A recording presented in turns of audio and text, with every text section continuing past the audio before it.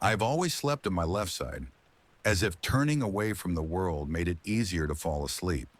But lately, I've started to feel like someone's been moving my body, shifting it, turning it, arranging it. I thought maybe I was just tossing and turning, but something didn't sit right. And last night, I turned on the recording. What I saw made me realize I was wrong.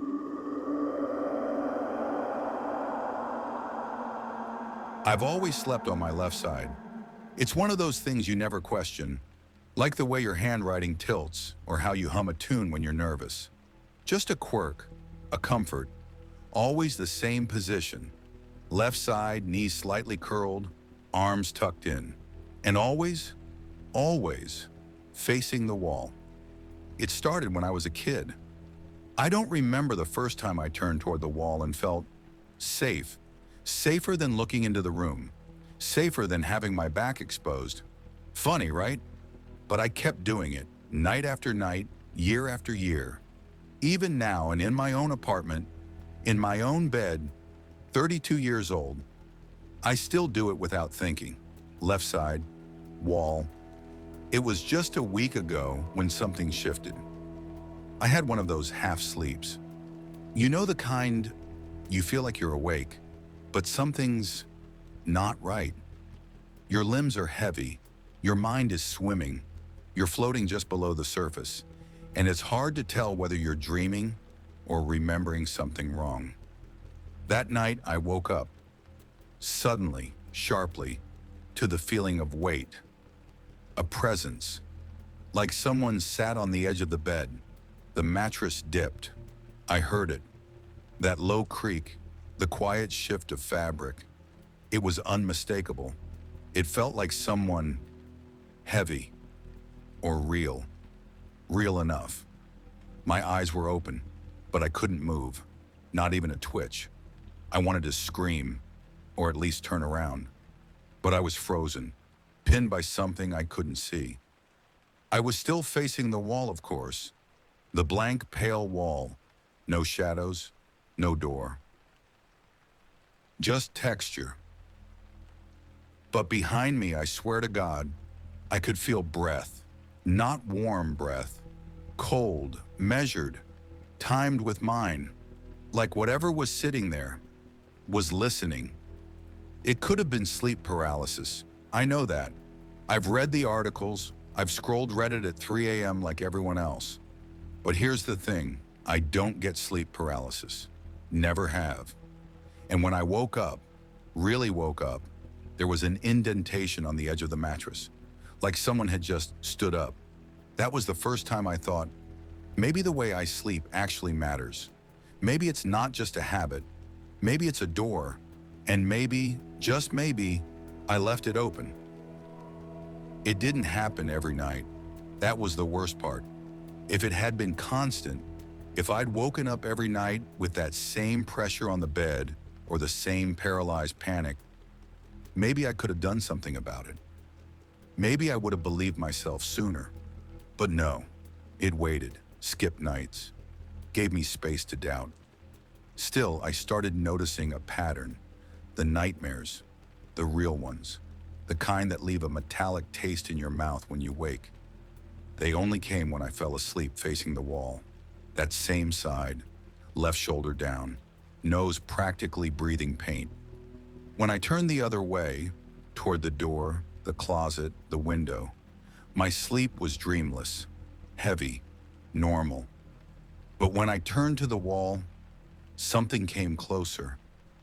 At first, I thought it was just my mind pulling tricks, the way you see faces in curtains or swear the shadows moved when they didn't. But then came that dream. If it was a dream, it started like any other. Me in my bed. Dark room, nothing strange, everything familiar, down to the quiet hum of the refrigerator in the kitchen, the ticking of the crooked wall clock. I was facing the wall, breathing slowly. I remember thinking, in the dream, this feels too real. Then, I heard it, breathing, but not mine, behind me, A second rhythm, just slightly off from mine, not mimicking, not mocking, but waiting. It wasn't ragged or monstrous. It was almost calm, patient, as if it had all the time in the world. I tried to turn. I couldn't. My body wouldn't move, not even my fingers. And then I felt it. Pressure.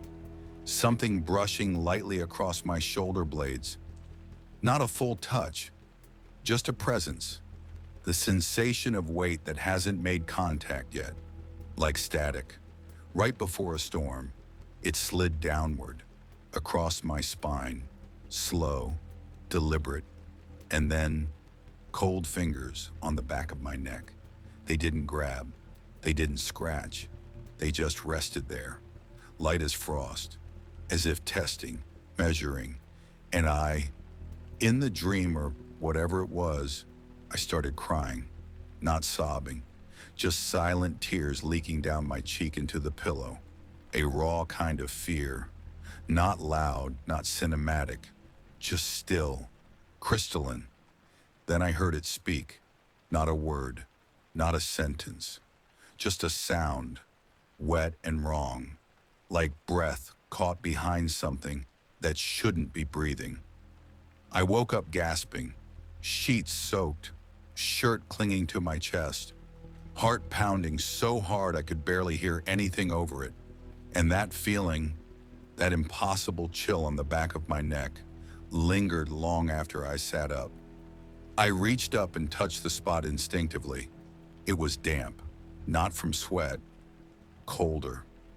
The rest of the night I spent sitting on the floor, facing the room, wrapped in a blanket like it could protect me from something I didn't understand. That was the night I knew.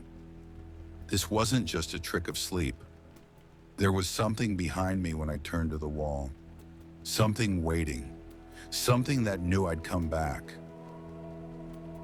Because habits are hard to break, and some walls remember your breath. I wanted proof. Maybe that sounds dramatic, but when your nights start to bleed into your days and you're not sure if you're remembering dreams or surviving them, proof becomes the only anchor that makes sense. So I set up my phone. Basic voice recording app. Nothing fancy. Just hit record, screen off, mic facing the bed.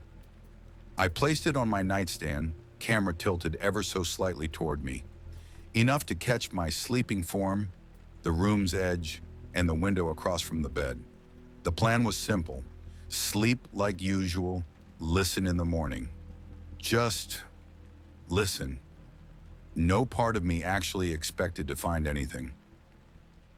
That night I went to bed on my right side, back to the wall, still too afraid to face it.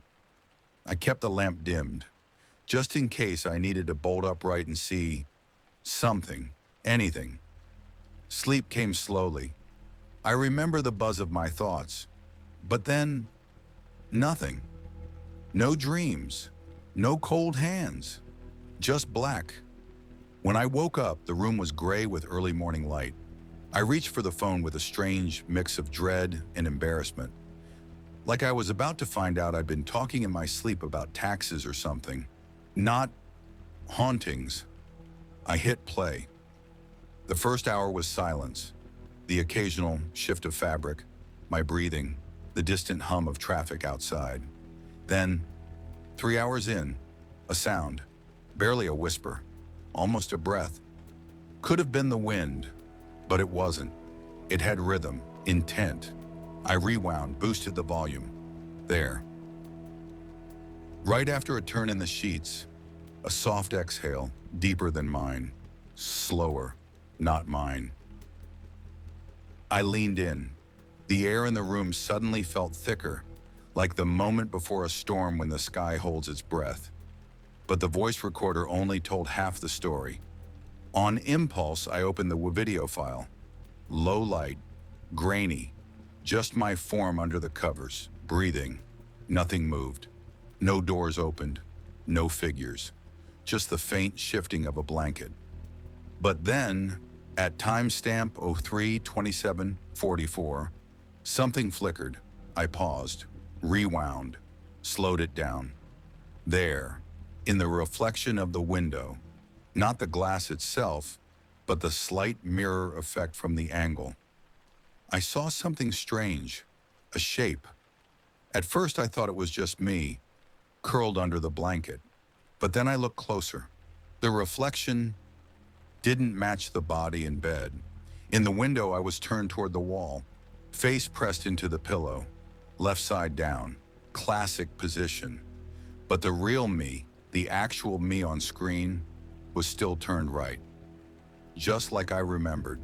Two versions, one visible, one reflected, two positions, at the exact same time. I sat frozen for a long minute, just watching that frozen frame. The reflection wasn't doing anything, just lying there. But the fact that it was different, I couldn't explain it. I replayed the moment over and over, hoping it would vanish, hoping it was a glitch, a digital hiccup, some kind of weird light trick, but it stayed, still, solid, me, but not me, facing the wall. I didn't show it to anyone, not because I was scared of what they'd think. I didn't want anyone else to see it. It felt like something private, like I'd caught a secret I wasn't supposed to know. That night, I moved the phone closer to the bed, not on the nightstand this time, on the pillow beside me. It felt childish, like lining up toy soldiers to guard against the dark. But I needed it, because whatever was happening, it knew me. It knew how I slept. It knew how to copy me. And somewhere between the window and the wall, it was starting to blur the line. After the recording, I stopped sleeping on my left side. Cold turkey. I started going to bed like I was prepping for a ritual. Right side only, face toward the room, arms crossed over my chest like some fragile defense. I even stacked pillows behind my back so I couldn't roll over easily. Stupid maybe, but it helped. For a while, 3 nights passed. No dreams, no reflections out of sync, no hands, just sleep. Deep, boring, blessed sleep. By night 4, I almost laughed at myself. Whatever it was, sleep paralysis, stress, a freak glitch on my phone, maybe it really was in my head. Maybe I needed better lighting, a chiropractor, therapy. Still, I kept the habit, right side, no wall, because I wasn't ready to trust the silence.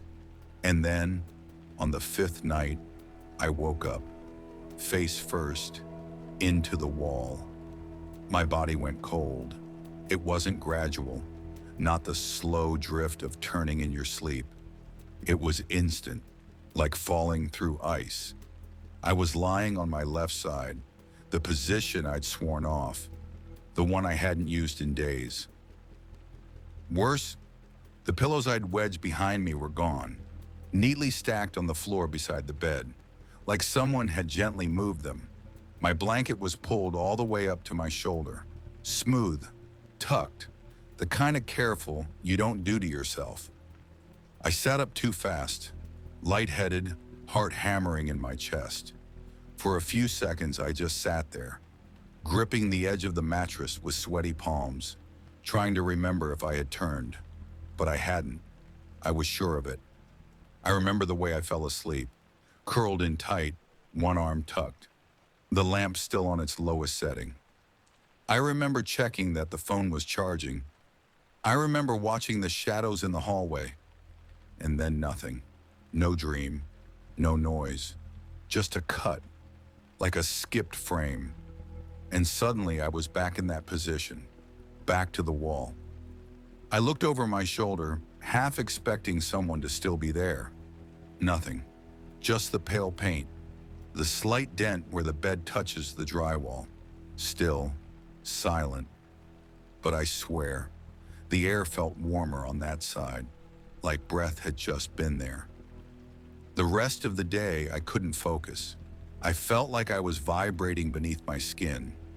Every time I turned away from a wall, any wall, I imagined something leaning just inches behind it, watching, listening.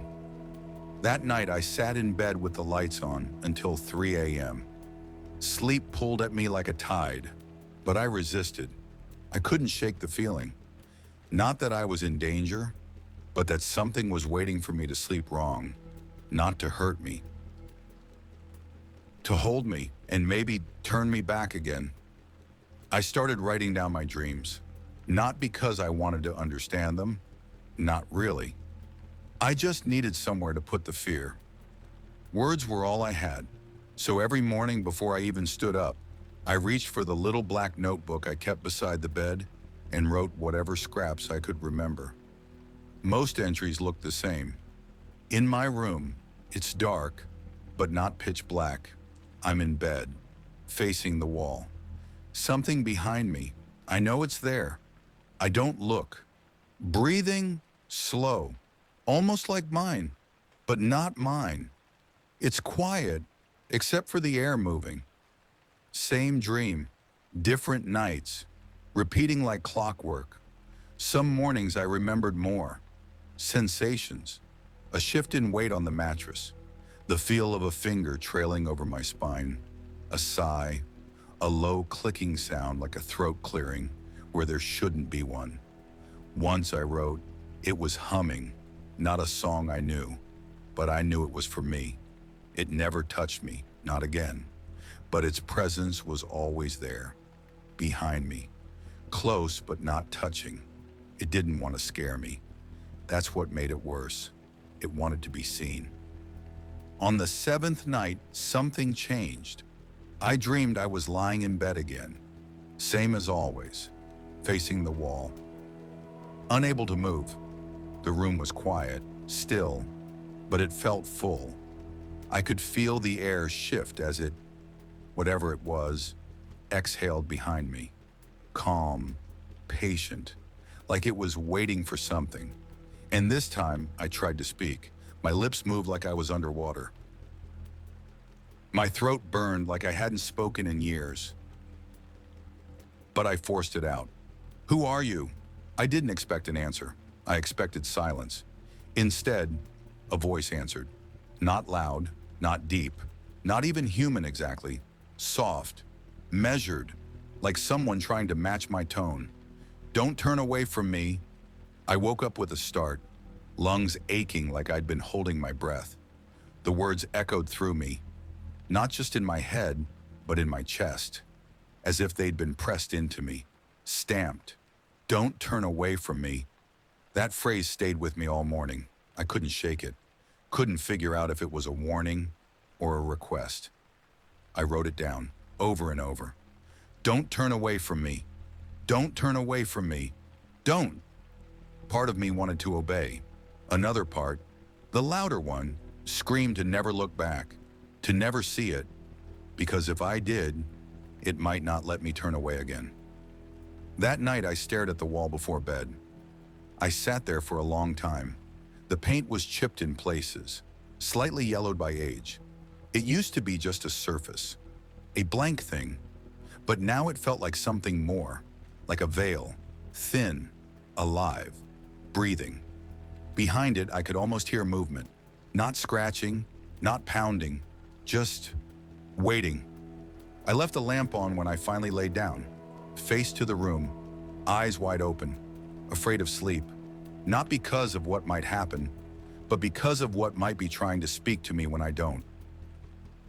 I stopped looking inward, started looking things up instead. There's a strange comfort in research. Like if you can name the thing, define it, categorize it, maybe it loses some of its power.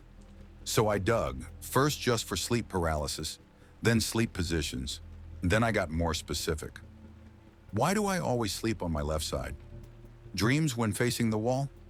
Something standing behind me in sleep? Most of it was garbage. Wellness blogs, feng shui nonsense. Quora posts from people asking if they should put their beds under a window. But then I found something. An old thread on a forgotten subforum. Pale yellow background, black text, no avatars. Looked like it hadn't been touched in years. The thread was called Wall Sleepers and the Thin Space. I almost skipped it, but something about that phrase, thin space, stopped me. I clicked. The first post was from someone named Rainwake42. It started casual. Ever since I was a kid, I've had dreams only when I sleep on my left side, facing the wall. Not nightmares, just weird stuff. Rooms that feel familiar, people that look like me but aren't, and I always feel like someone's just outside my reach, watching me. Dozens of replies followed, some short, some frantic. I have this too. Always left side, always the wall. Thought it was sleep paralysis, but it speaks sometimes. Anyone else wake up turned around? Even if you blocked it? It wants me to turn back. I think it used to be me. Then someone linked an archived article, badly formatted, translated from some Eastern European language. I squinted through broken English and odd phrasing, but the message was clear. In certain ancient traditions, to sleep on the left side, facing the wall, was believed to open the internal gate. It was used in ritual practices to invite dreams or visitation. The wall was seen not as barrier, but as veil, a surface between this world and the inner one. I sat there staring at the word, invitation. I hadn't meant to invite anything, but maybe I had, every night, for decades. Same pose, same wall. Like opening a door, 1 inch at a time, until something finally notices. I scrolled further through the thread. The tone shifted. The replies grew more desperate. I tried sleeping the other way. It got angry. I can't hear my own breath anymore. Only it's not a dream if you wake up sore. Then I found a post from a user called Last Light Maybe. It was short, just one line. It's behind the wall now. That was their only post, ever, and the thread ended. No replies after that, no closure. I sat back in my chair, staring at the glow of the screen. The hum of my computer fan felt louder somehow. The room around me, thinner. I turned and looked at my bedroom wall, the one I'd faced all my life. It didn't look special, but it didn't look innocent either. Just still, like it was listening, like it remembered me. And now, maybe, it was waiting to be remembered in return. I needed more than a feeling, more than the echo of a dream or a half-heard breath in the dark. I needed evidence, so I planned it out. I charged my old camcorder, not the phone this time, something with night mode, real infrared. I wanted details, shadows, texture. I placed it on the nightstand, angled slightly down toward the bed, and I held my phone in my hand. Flashlight app on, brightness turned to low, filming as long as I could until sleep took over. I left the room light on, just dim enough not to burn my eyes. I wanted to catch it, whatever it was. But I was scared too. I told myself I'd stay on my right side, eyes away from the wall, mind alert. But sleep doesn't care what you intend. I don't remember drifting off, only waking up, with the sun already filling the room, my body stiff, and the phone on the floor, battery dead. My hand was open, like I'd let go without meaning to. The camcorder was still on. I sat up, heart already starting to race, and reached for it with a hand that trembled more than I'd like to admit. Back at the desk, I plugged it in, copied the file. At first glance, nothing unusual. I fast-forwarded through the hours. Just me, lying on my side, barely moving. The light buzzed quietly in the background. Then I slowed it down, frame by frame. At 2:43 a.m., something shifted. Not me. I was still, breathing steady, motionless. But beside me, just along the edge of the blanket, something moved. It was so subtle at first, I almost missed it. A ripple, the faintest indentation in the fabric, like someone gently crawling over it. Not above the blanket, beneath it. I rewound, watched again, slower. There it was, starting from near the foot of the bed, a slight rise like a rat burrowing through a tunnel, but smoother, longer, like an arm. My chest tightened. I hit pause, took a breath, pressed play again.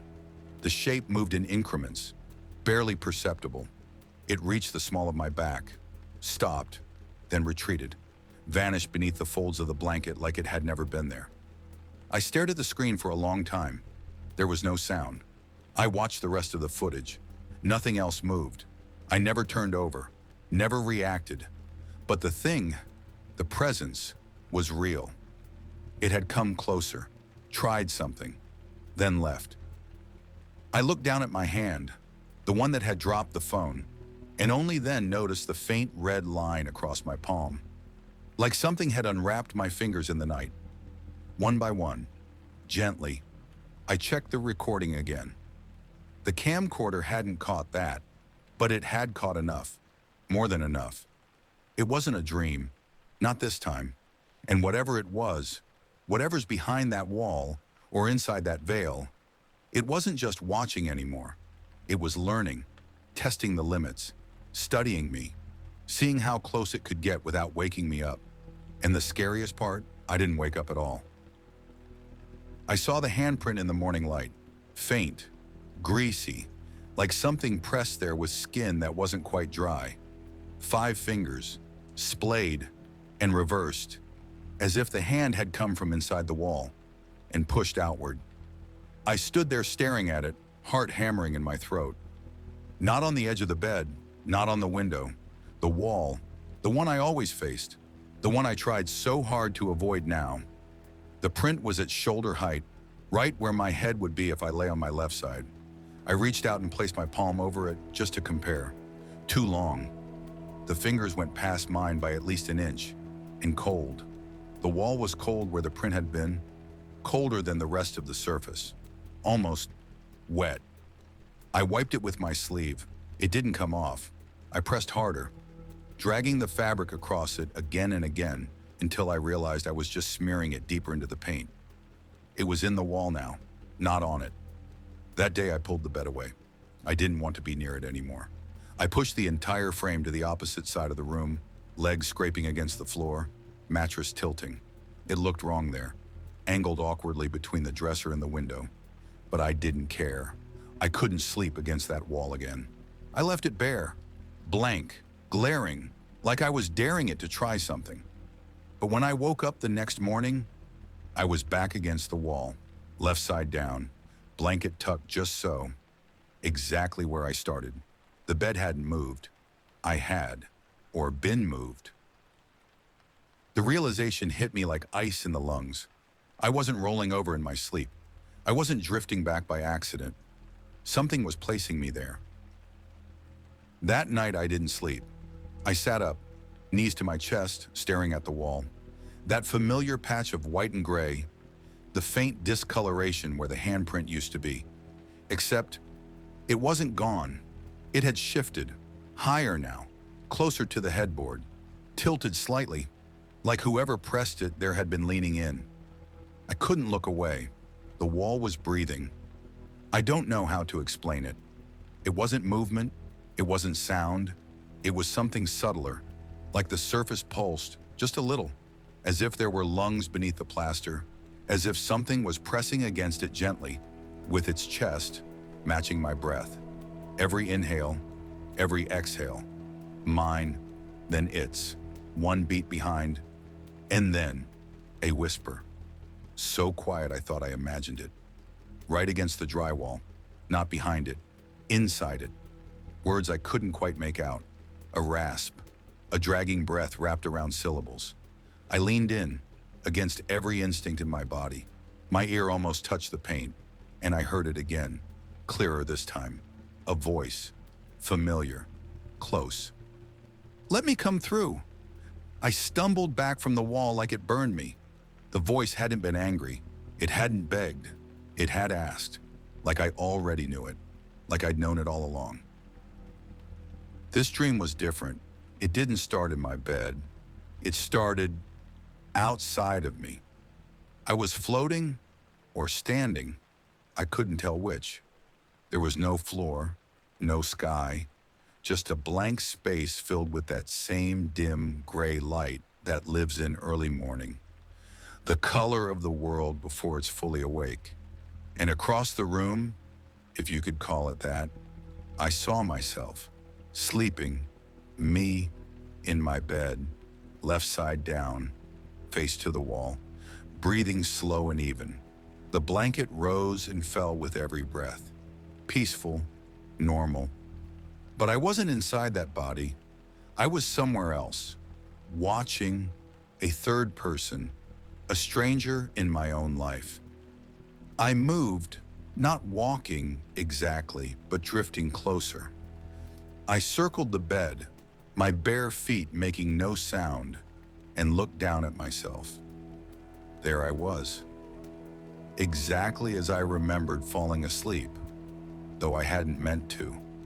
Right side, I thought.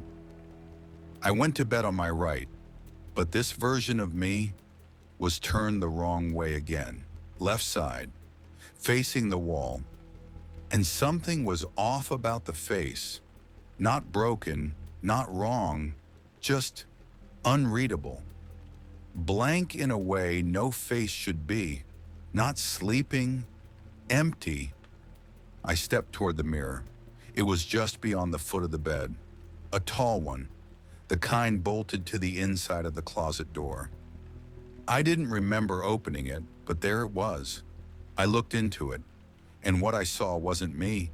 Not really. The shape was mine. The hair, the skin, the height, all close enough. But the face was tilted, off. The eyes were wrong, too dark, too still. Like they weren't looking outward, but in. And the mouth, it smiled, but only on one side. A smile pulled tight, like skin straining over something that had forgotten how to use it. Then it spoke, the reflection. Not the me in the bed, not the me outside of it, the one in between. And its voice, my voice, came out low and tired and pleased. You've been sleeping too long. I couldn't move. I stared at it, waiting, hoping for it to stop, for it to blink, for it to glitch. But it didn't. It leaned forward, closer to the glass, nose nearly touching the surface. I screamed, but there was no sound. The world collapsed inward. The bed, the mirror, the reflection, all falling into a point of white heat and roaring pressure, like being pulled through a pinhole. And then, I really screamed, woke up drenched, throat raw, heart exploding inside my chest. The room was bright with morning. I was in my bed, right side down. The mirror was closed, the closet door shut. But I didn't feel alone, and my mouth was smiling. Just a little, on one side. I woke up, but something was wrong. At first glance, everything looked the same. The beige walls, the shelves, the old clock ticking slightly out of sync. My body felt sluggish, like I'd slept too deep, like I'd been gone too long. I sat up, and that's when I saw it.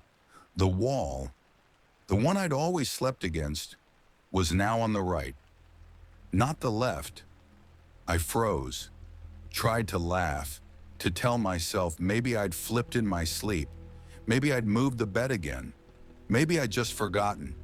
But I knew my room, every inch of it, and this wasn't it. The bookshelf was mirrored, the handle on the closet reversed, the light switch opposite side. Even the dent in the pillow was on the wrong side of the bed. Everything was the same and completely wrong. A reflection. I stood and walked to the door. There was no knob, just a smooth patch of painted wood, like a door sketched in memory, but never meant to open. I tried the window. It didn't slide. It didn't even feel like glass. Cold, yes, but not breakable, not real. I looked down at my hands. They were shaking, not from fear, from recognition. This wasn't a dream. This was after. I turned slowly, looking at the wall again, the right side wall, the one I'd spent most of my life sleeping against. It looked just like it always had, but now I was on its side, inside. I don't know how long I stood there. Eventually, I sat on the bed facing the wrong wall, the new one. There was nothing on it, just blank white, smooth, dead. But after a while, when the room grew quiet enough, I heard something. Movement, breathing, my breathing, from the other side. I pressed my ear to the wall. There it was, the soft rhythm of lungs I knew too well, steady, calm, dreaming. And then I heard it, the faint creak of fabric, a body shifting, turning. I closed my eyes. I didn't want to see it, not from here, but I felt it anyway. My other self, the one who'd stayed, was lying on the bed now, left side down, facing the wall, facing me. I don't know how long I'll be here. Time doesn't move the same way in this place. It feels suspended, repeating, like a loop someone forgot to close. But I watch, I listen, I wait. And sometimes, when he sleeps too close, I whisper, not to scare him, just to remind him, to keep the rhythm, to breathe with him. Because he's not me anymore. Not really. He's something new. And I am what's left behind. So if you ever sleep, if you ever find yourself curling up on your side, the wall warm and familiar beside you, just remember, don't turn to the wall, especially if the wall is waiting for you.